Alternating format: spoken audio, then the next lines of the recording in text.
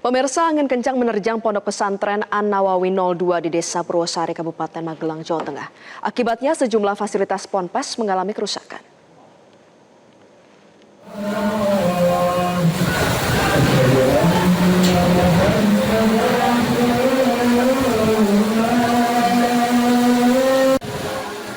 Pimpinan pondok pesantren Anang Kolilur Rahman mengatakan kanopi hingga atap bangunan lama dan bangunan baru yang diantaranya merupakan kamar para santri rusak akibat diterjang angin kencang.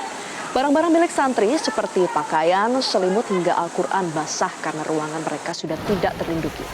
Meskipun kerusakan cukup signifikan, tidak ada korban jiwa dalam musibah ini. Hanya seorang pekerja bangunan dilaporkan mengalami luka ringan akibat tertimpa genteng yang berjatuhan.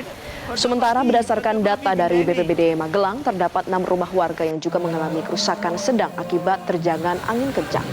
BPBD menghimbau masyarakat tetap waspada terhadap potensi cuaca ekstrim.